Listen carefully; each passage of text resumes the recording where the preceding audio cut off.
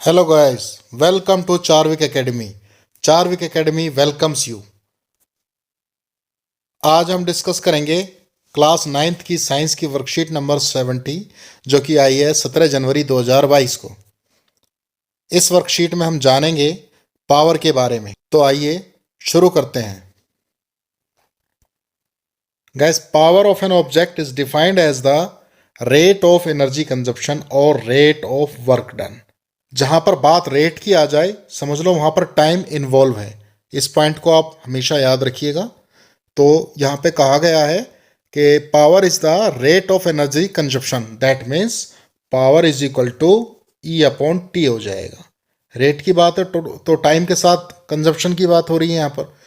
सो formula हो जाएगा P is equal to E upon T, जहां पर ई तो आपकी एनर्जी है जिसको आप मेजर करते हो जूल में। एनर्जी की यूनिट जूल होती है। एंड टाइम को मेजर करेंगे हम यहाँ पे सेकेंड्स में। So this is the formula of power. या इसको ऐसे भी कह सकते हैं कि it is the rate of work done. So we can also write that P is equal to W upon T. देखिए, रेट की बात है तो अपॉन टी आएगा, दैट इज समय के साथ। पावर की यूनिट होगी आपकी वॉट में, रिमेंबर दिस। या तो जूल पर सेकंड में होगी। क्यों होगी? क्योंकि अभी हमने फॉर्मूला बताया आपको, P is equal to W upon T. W means work, work की यूनिट भी जूल्स में होती है। वर्क हुआ, एनर्जी हुआ, दोनों की यूनिट हम जूल में ही लिखते हैं, और टाइम की सेकंड में। तो जूल अपॉन सेकंड, तो I can also right joule पर सेकंड। या फिर इसको कलेक्टिवली नाम दिया गया है वॉट। तो दोनों ही ठीक है। तो पावर की एसआई यूनिट का जब भी क्वेश्चन आएगा, you can write that SI unit of power is watt और जूल पर सेकंड। आपको एवरेज पावर निकालने को बोला जाए तो आप कैसे निकालेंगे? टोटल वर्क डन और total energy consumed upon total time taken. So this will be the formula of average power. Now let us see that 1 watt of power. 1 watt power कब होगी? We know the formula P is equal to E upon T. ये P की value कब आएगी हमारे पास? वाट में निकलेगी, ये हम जानते हैं। ये कब आएगी? जब एनर्जी भी 1 जूल हो और टाइम भी हमारा 1 सेकेंड हो। तो ये वैल्यू कट के फाइनली 1 आएगी, 1 जूल पर सेकेंड या 1 watt. How we will define 1 watt? That is 1 joule of energy is consumed in 1 second by any electrical appliance, then its power is said to be 1 watt. Okay, now we talk about the higher units of the power. अब एक unit तो हमें पता लग गई कि जी वाट है। देखिए, हायर यूनिट्स इसकी कई होती हैं। पहली हम बात कर लेते हैं। एक यूनिट होती है इसकी किलोवाट। इसको हम KW से भी हम दिखा देते हैं। ये किस तरीके से होता है? 1 किलोवाट इज इक्वल टू 1000 वाट। इस तरीके से होता है। दूसरी हायर यूनिट है, that is megawatt.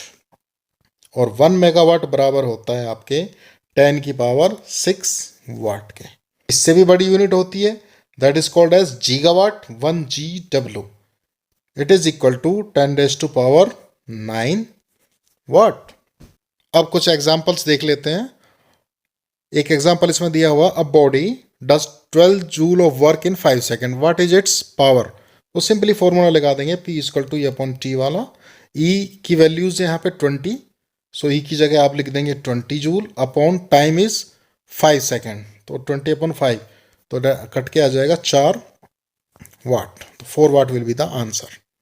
Next question is, a boy of mass 50 kg runs up a staircase. एक लड़का है जिसका मास 50 kg है, वो सीढ़ियां चढ़ता है 45 स्टेप्स की 9 सेकेंड्स में। If the height of each step is 15 centimetre, find its power. Take G is equal to 10 metre per second square. तो इस क्वेश्चन में सबसे पहले हम उस बॉय का वेट निकालेंगे।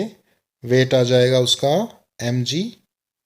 m दे रखा है उसका 50 kg, इंटू G की वैल्यू बोला है यहाँ पर 10 लेने को, तो यहाँ मैंने 10 ले लिया, तो इसका वेट आ जाएगा 500 Newton.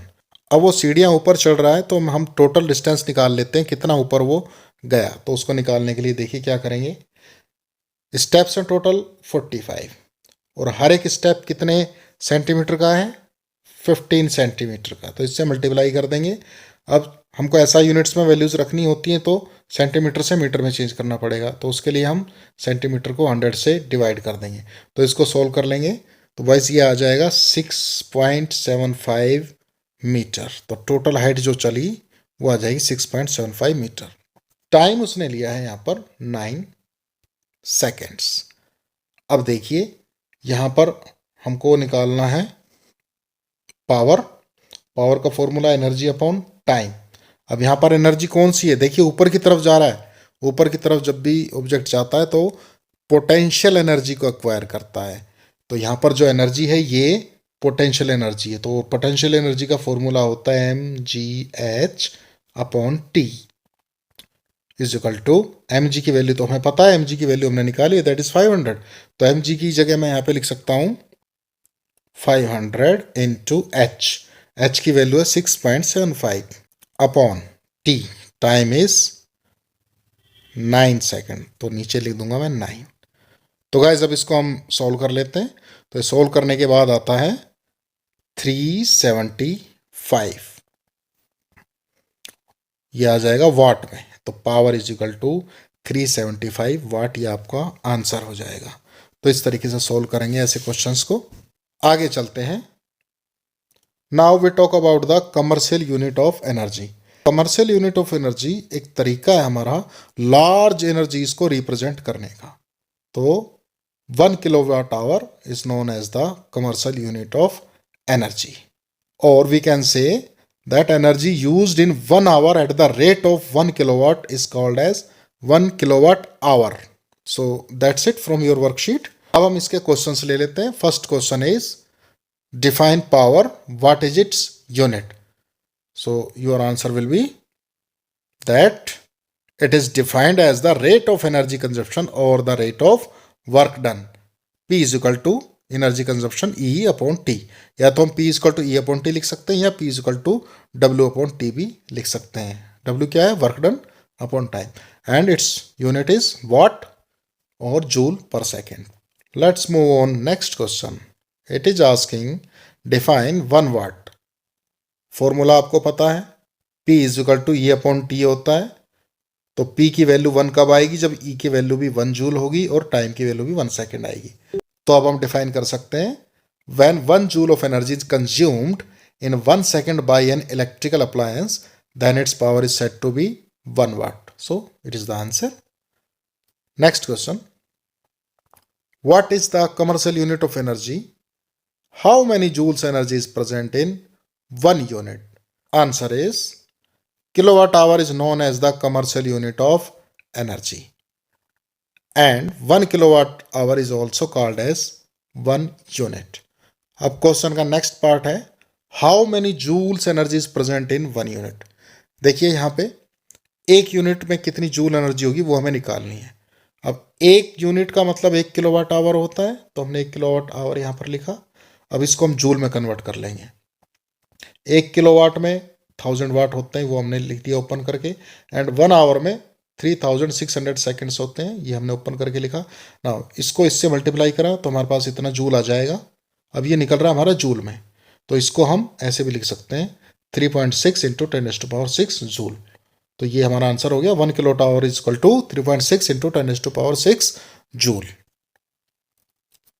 Next question, a certain household has consumed 250 units of energy during a month, how much energy is this in joules. देखिए हमें 250 यूनिट्स दे रखी हैं एक महीने की, और इसको हमने जूल में बदलना है। 250 यूनिट का मतलब 250 किलोवाट आवर हमारे पास मौजूद है। Since 1 kilowatt hour is equal to 1 unit, so 250 units will be 250 kilowatt hour. अब 1 किलोवाट आवर में कितने जूल होते हैं हमें पता है, 3.6 इंटू 10⁻6 जूल। या हम ये कह सकते हैं कि 1 unit is equal to 3.6 into 10⁻6 joule. 1 unit में होते हैं 3.6 इंटू 10⁻6 जूल, तो 250 यूनिट में कितने होंगे, 250 को हम इससे मल्टीप्लाई कर देंगे, तो 250 इंटू 3.6 इंटू 10⁻6 जूल। तो ये सारा कैलकुलेट होकर के आ जाएगा 9 into 10⁸ joule. So this is the answer.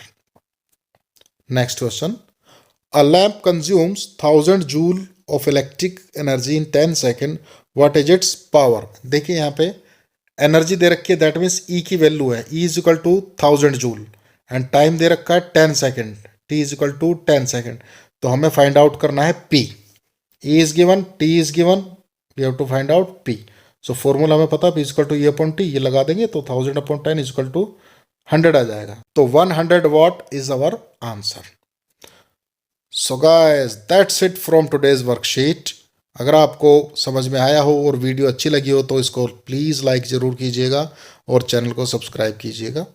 मिलते हैं नेक्स्ट टाइम नए वर्कशीट और नए टॉपिक के साथ। Till then take care, bye bye.